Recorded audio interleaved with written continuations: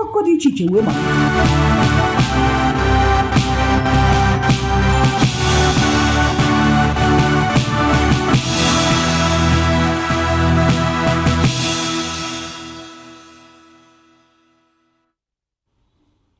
Hello and welcome to News Hour on Voice of the People TV.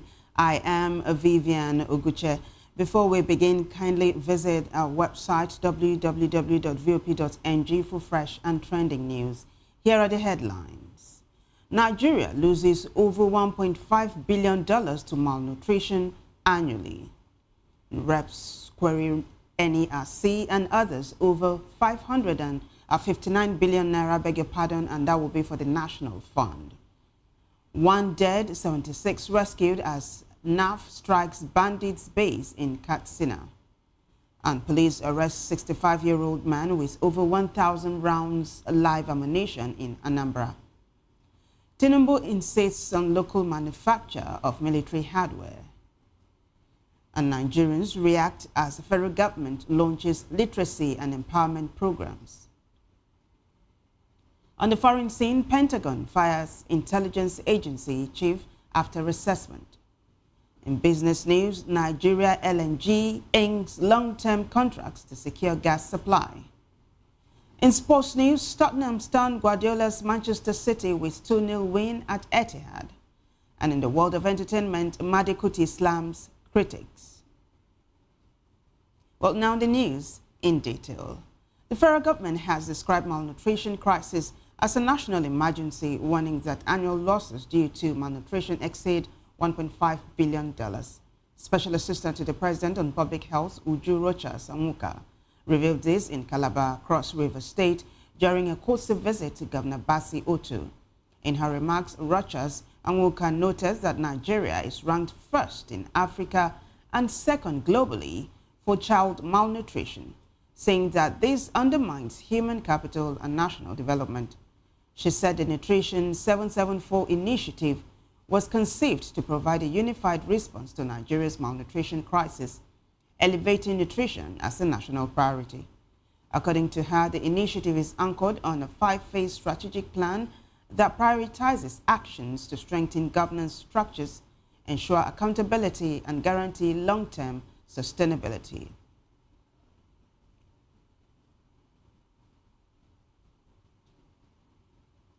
And now the Joint Committee of the House of Representatives investigating disbursement and utilization of 59 billion naira Central Bank of Nigeria loan for the execution of the National Mass Metering Program has queried Nigerian Electricity Regulatory Commission.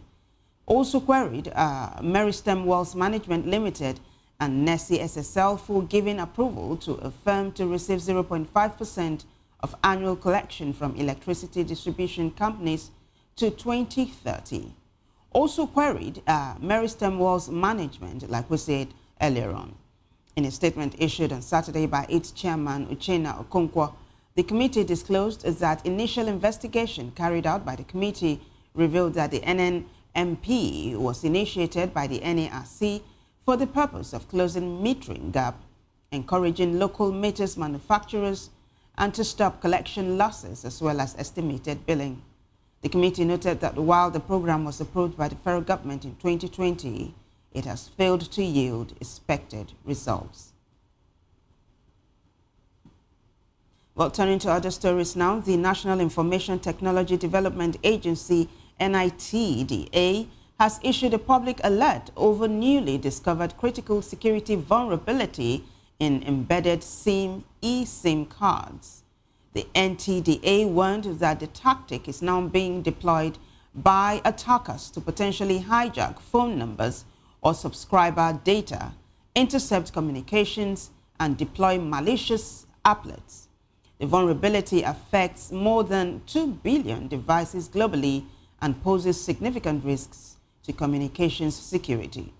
In a statement on Friday, the agency warned that the flaw could expose billions of smartphones, tablets, wearables, and Internet of Things IoT devices worldwide to large-scale cyber attacks. According to the agency, the flaw originates from the use of the GSMA TS48 generic test profile versions and earlier widely used in radio compliance testing of embedded universal integrated circuit card chips. NITDA noted that if the vulnerability is exploited, attackers could gain physical or even remote access to targeted devices, enabling them to install malicious applets, extract sensitive cryptographic keys, and even clone eSIM profiles. It added that this could lead to widespread interception of communications, persistent device control, and the deployment of stealth backdoors at the SIM card level. The Economic and Financial Crimes Commission on Friday invited victims of cryptocurrency trading platform Crypto Bridge Exchange (CBEX) to report to its Ibadan and Lagos zonal directorates for further investigation. Elsewhere, the Akwa Ibom State Police Command says it has arrested a suspected notorious and wanted vandal in the state. Police Public Relations Officer DSP Tim Von John disclosed this in a statement made available to newsmen in Uyo, the state capital, on Saturday. John said the police successfully arrested a suspected habitual vandal following an intelligence-led raid at approximately 9:30 p.m. on the 18th of August. She said the operatives of the command, based on a credible information, mobilized to raid the premises of the suspect, a 23-year-old male from Midim Waterside. John said the suspect had previously fled the community because he was wanted in connection with the vandalism of school structures and private homes. Well, in another development, operatives of the Abia State Police Command have neutralized 6 suspected kidnappers during a gun battle at Ikorbom village in the Oborakara local government area of Akwa Ibom State. The command's spokesperson Maureen Chinaka in a statement said on the 21st of August 2025 at about 8:30 p.m. that operatives of the command successfully raided the criminal hideout, arrested 6 suspected kidnappers, and recovered 2 AK-47 rifles and 57 live ammunition. She said as operatives of the command were exiting the camp after the successful operation, they were ambushed by other members of the gang who attempted to rescue their partners in crime, an effort which resulted in a gun duel with the police and led to the death of 6 of the criminals who attempted to escape. Well, let's take you to Kebbi State now, where the police command has dismissed as false and mischievous a social media report alleging that Christian children rescued from kidnappers were kept in a Muslim-based orphanage in Birnin, Kebbi. In a statement issued on Saturday by the Police Public Relations Officer, CSP Nafi Abubakar, the command described the publication as baseless and a deliberate attempt to tarnish the image of the police. He said the false report, allegedly authored by a co-member, claimed that a 4-year-old boy named Uzochukwu was found in an orphanage where he allegedly revealed that the policemen had arrested his kidnappers, charged them to court, and subsequently kept him and other Christian children in the facility. Abubakar further assured all that the command remains committed to working with credible media professionals in sensitizing the public on police activities and combating the spread of fake news in the state. The police appealed to members of the public to disregard the rumor, warning individuals and groups spreading such unfounded claims to desist from acts capable of causing disaffection and mistrust in society. And now the Nigerian Air Force has carried out a precision airstrike that destroyed a notorious bandit leader's stronghold and rescued 76 kidnapped victims, including women and children, in Katsina State.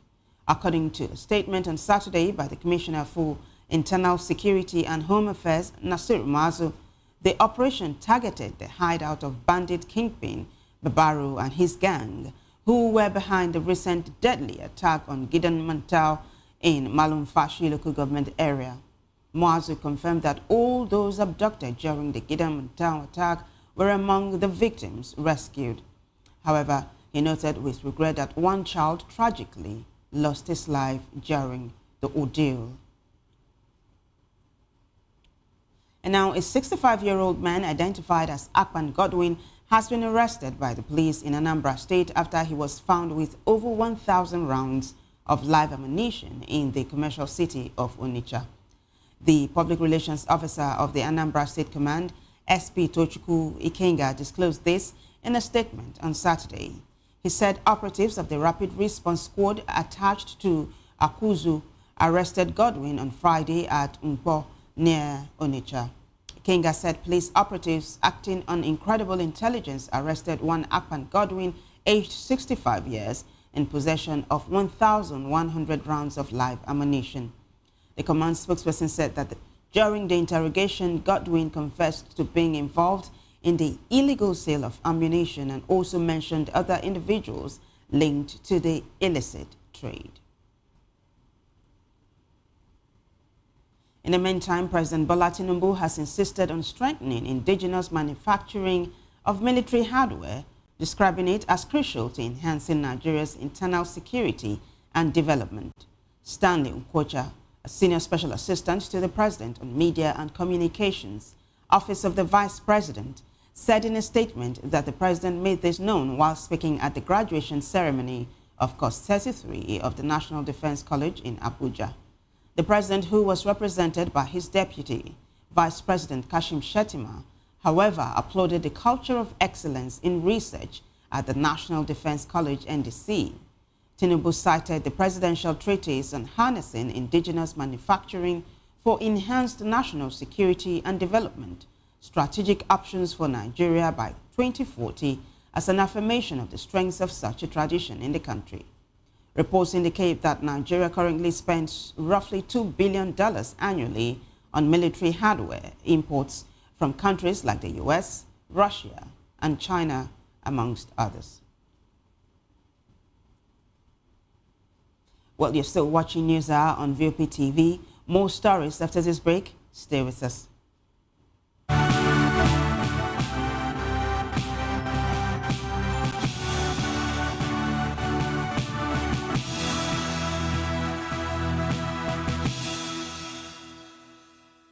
We encourage you to click on the like button and subscribe to our YouTube channel. We are Voice of the People TV. Also follow us on all our social media platforms. We are at VOP TV Live. Visit our website www.vop.ng for fresh and trending news. Also watch us live on SLTV channel 264. VOP TV, Voice of the People Television.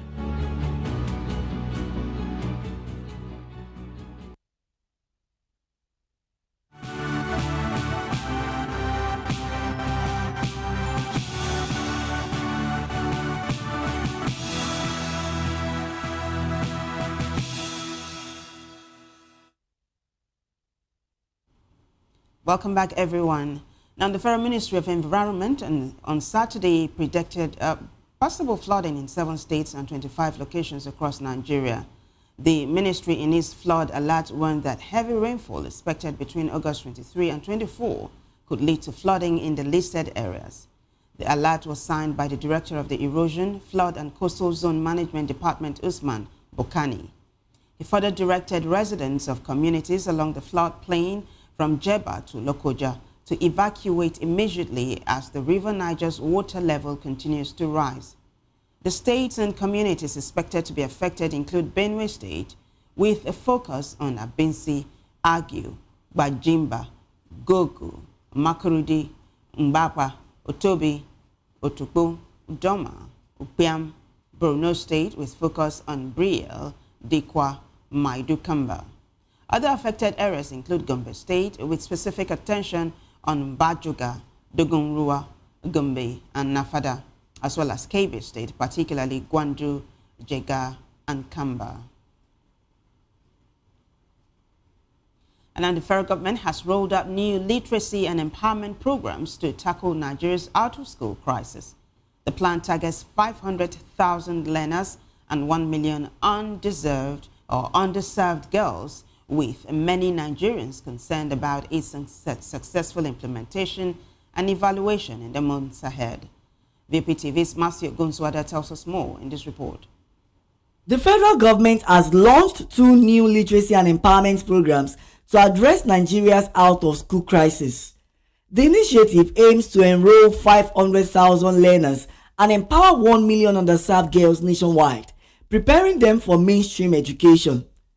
At the headquarters of the National Commission for Mass Literacy, Adult and Non-Formal Education in Abuja, Acting Executive Secretary Dr. John Onimisi announced that the Commission has begun training enumerators to capture young people who dropped out of school or never had the chance to continue their education.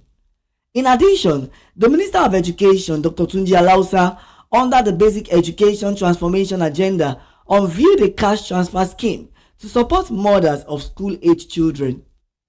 VOP TV spoke to some educators and Nigerians to get their opinions on this development.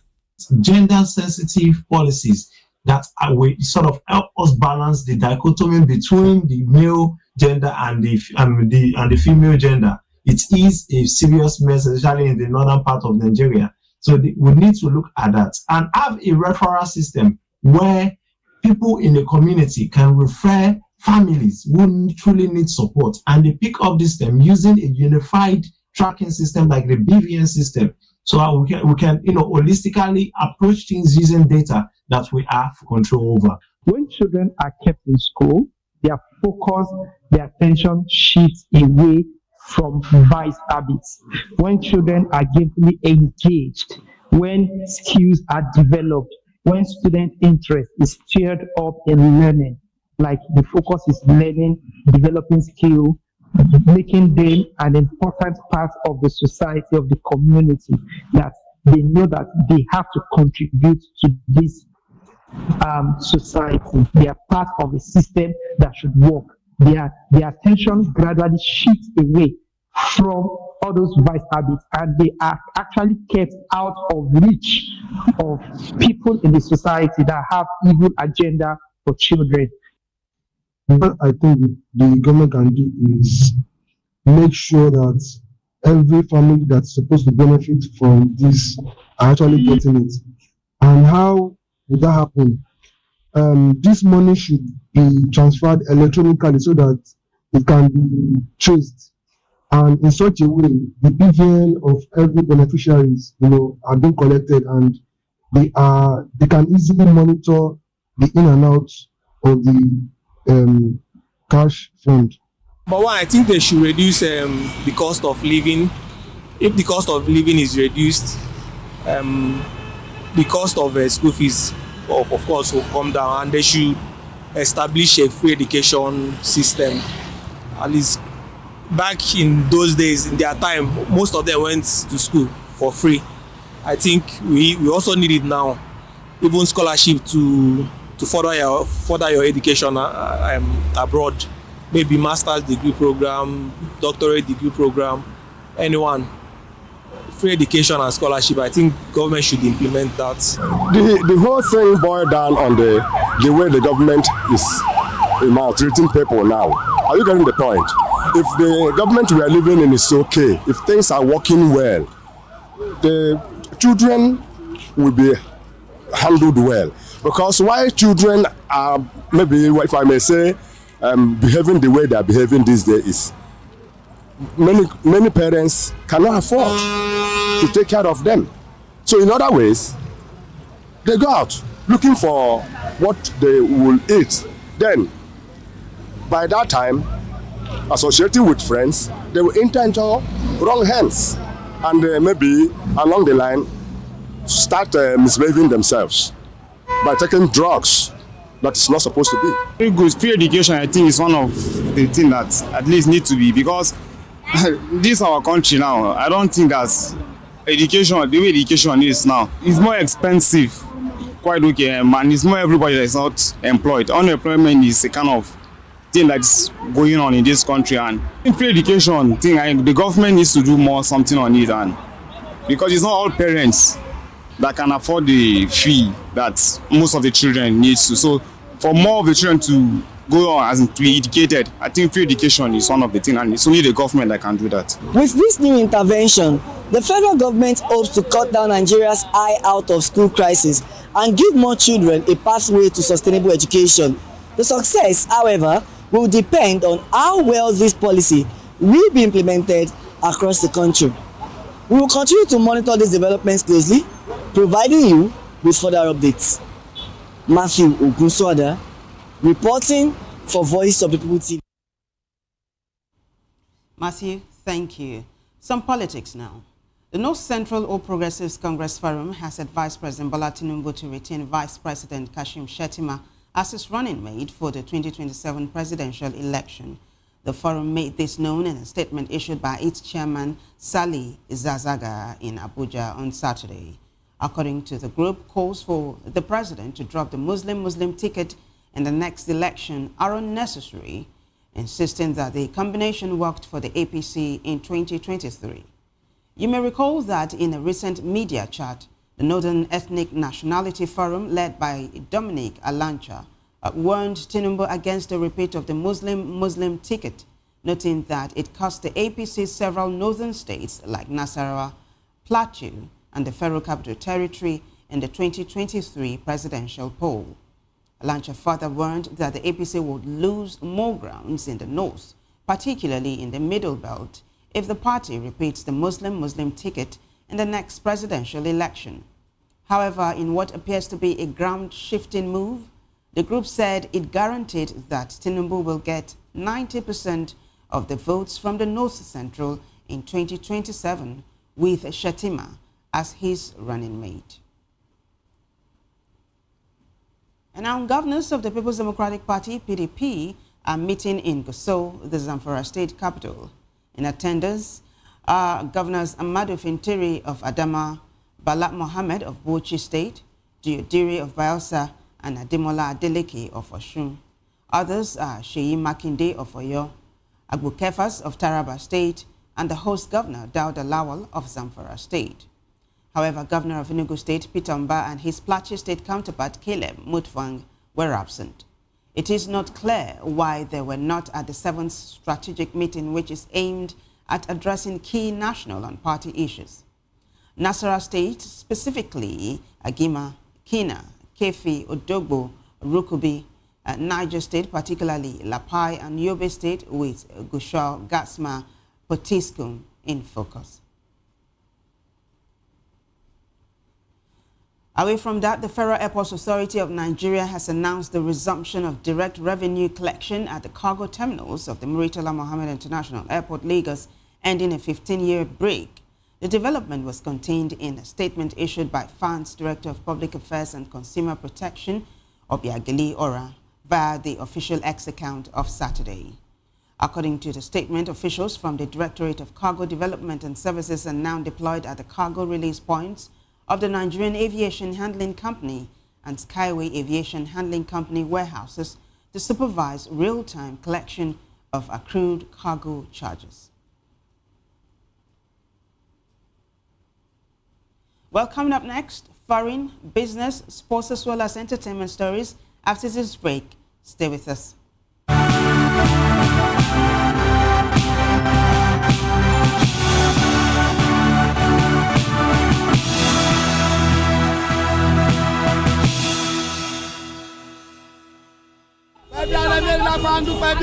Good morning. It's the start of a beautiful day. Or start your day right with a healthy dose of news, fun, and inspiration.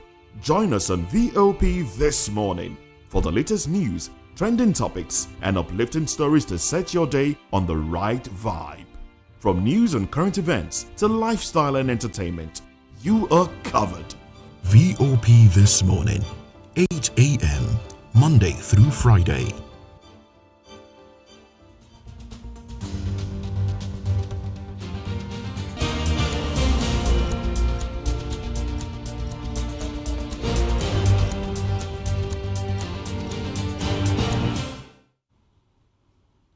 Welcome back, everyone. On the foreign scene now, the UK government has agreed to pay compensation to thousands of Kenyans who were affected by a fire caused by a British military training exercise 4 years ago.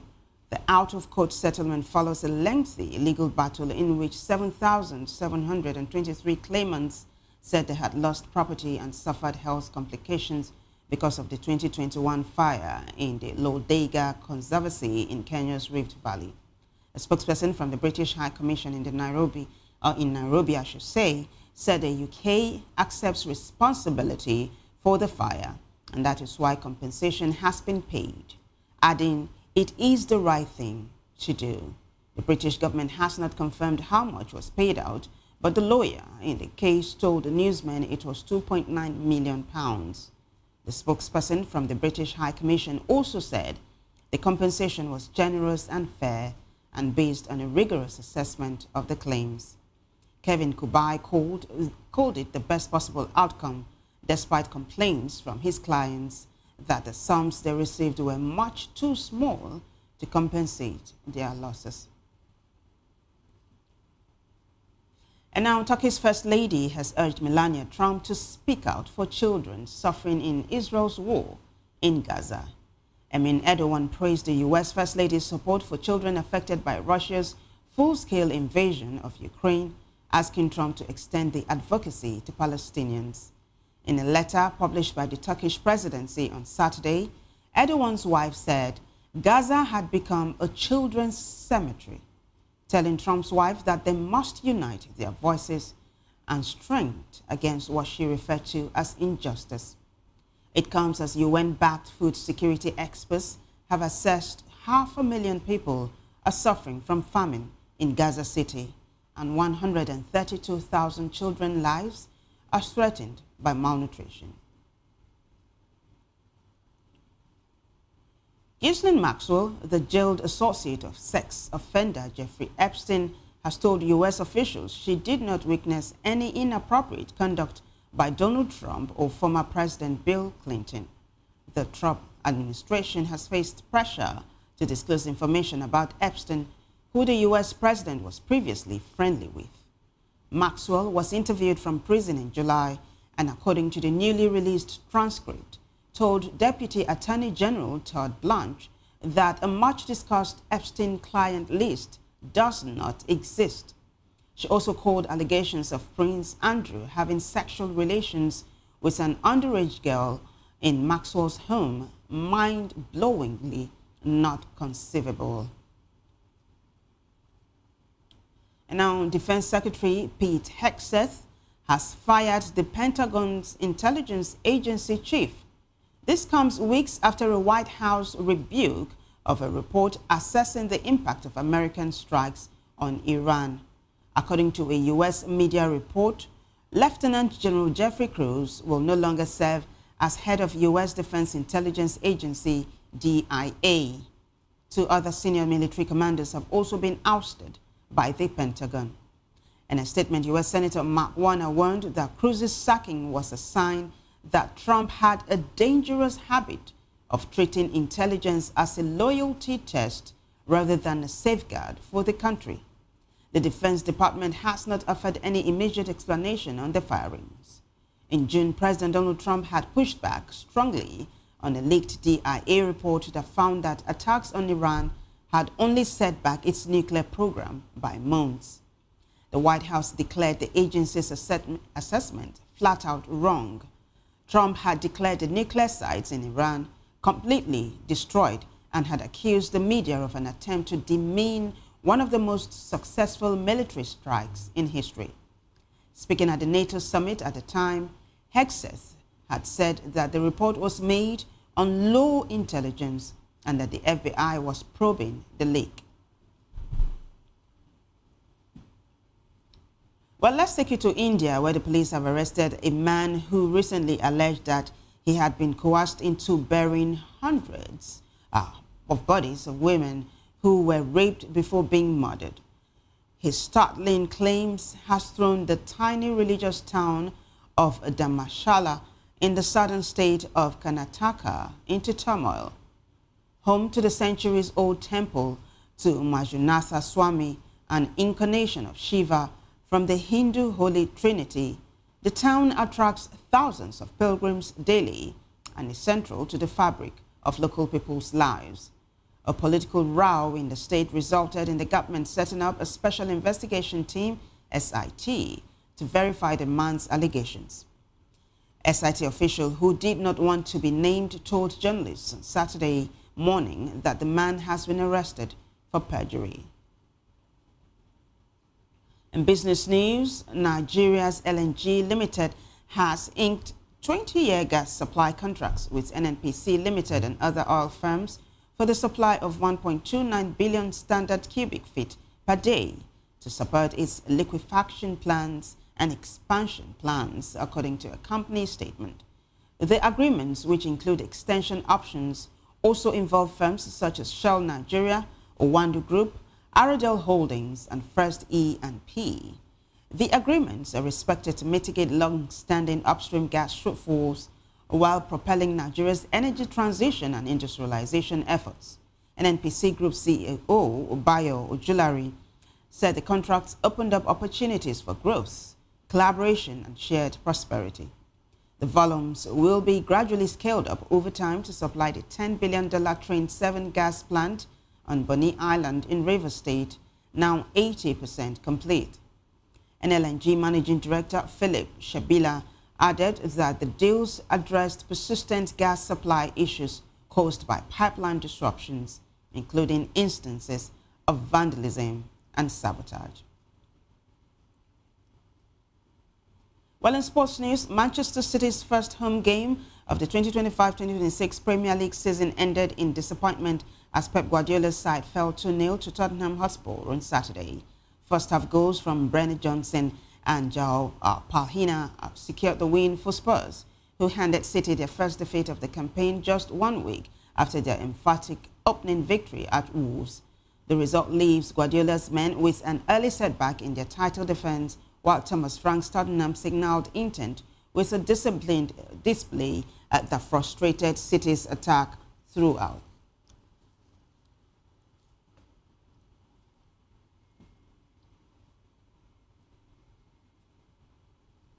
Well, still sports news. West Ham United midfielder Edson Alvarez has joined Turkish club Fenerbahce on loan with an option to make the move permanent next summer. The Mexico international 27 joined the Hammers in a 35 million euro deal from Dutch side Ajax in 2023. He has made 73 appearances for the club, scoring 2 goals and assisting 3. Alvarez was an unused substitute in West Ham's opening Premier League defeat at Sunderland, but was not part of the squad for Friday's 5-1 home defeat by Chelsea. However, he captained his national side and scored the winner for Mexico in the CONCACAF Gold Cup final against hosts, the USA, in the summer. Super League club Fenerbahce are managed by Jose Mourinho and assigned fullback Nelson Semedo from Wolves this summer, while former Aston Villa striker John Duran has arrived on loan from Saudi side Al Nassr.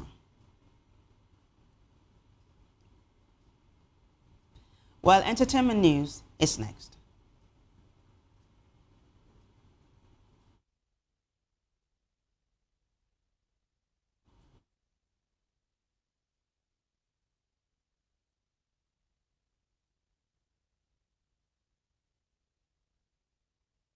Well, in entertainment news, Afrobeat singer and grandson of legendary Fela Kuti, Made Kuti, has reacted to the negative criticisms over his marriage to wife Inedoye Onyenso.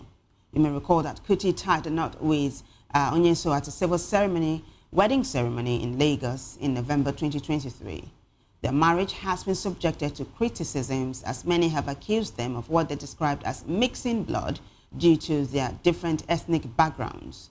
Reacting to the criticisms, Kuti condemned the negative remarks, saying believing ethnic inferiority is justifiable is slave mentality.